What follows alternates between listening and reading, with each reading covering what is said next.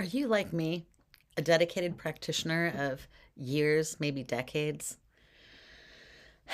Most therapists know that something is missing, but most people don't want to talk about it. First of all, most people are carrying a huge caseload, and they're carrying it personally because we're lacking a structure. Most therapists know something is missing, but nobody wants to say it out loud because I'm not sure that anyone has the answer. I know it took me a long time to figure it out. I've been doing field research for 25 years.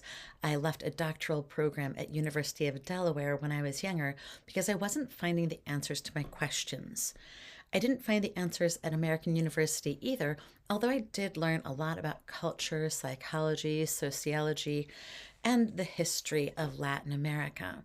So, I ended up working in clinical environments with veterans, with people with PTSD, people in recovery, and then eventually high performers. I've seen people in immersive environments for decades, and I noticed something that many practitioners quietly recognize. Insight doesn't equal change. You can actually recognize exactly what the issue is and even be quite verbal about it without being able to change. So I started looking at the question of why some people were able to make lasting change and why some people just got insight. So let's face it, insight is really exciting.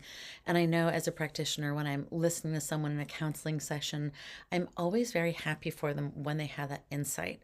When we do our immersive native retreats as well, people have an abundance of these insights, and they even sometimes find the force or plug into something larger than themselves. But why doesn't change last?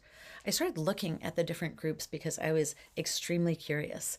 It seemed random. It was neither males nor females. It didn't have to do with wealth. It didn't even have to do with education, although one would think so, right? That you would know better once you were educated. But even my clients who are clinicians and psychiatrists and doctors and lawyers didn't necessarily grab lasting change. So I said, who is the most successful so far? Initially, the most successful were the veterans because they had the discipline to do the things that I was asking them to do.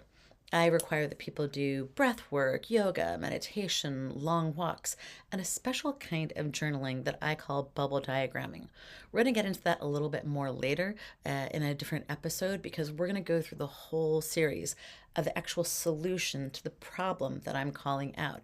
And I know that we all see it. So, what it comes down to is the people who are able to self regulate are the people who are the most successful.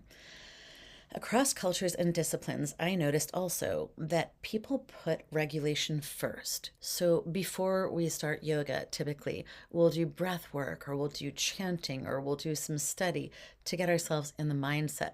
In the traditional yoga, we would use the neti pot. We would do all kinds of clearing exercises, the the pranic stuff, and we would get up early in the morning. So you are already priming your system to be able to even do yoga itself. Regulation is required before any change happens. And I'm going to tell you why in the coming videos. I can't fit this all into one video because I've promised to keep this under 5 minutes. But I want to say modern trauma research now confirms this observation. The nervous system must be in a regulated state before emotional insight can actually integrate and grab. Rubber meets road when we're in a regulated state. Also, when clients return to that regulated state on their own and they get familiar with how it feels. This discovery that I made eventually became a structured system called the four keys. All right, the four keys to unlocking the force. You can find us at findingtheforce.com. And I want you to know that we're going to go through all four of these keys. When I was a young mother, I was forced to figure this out because I got sick.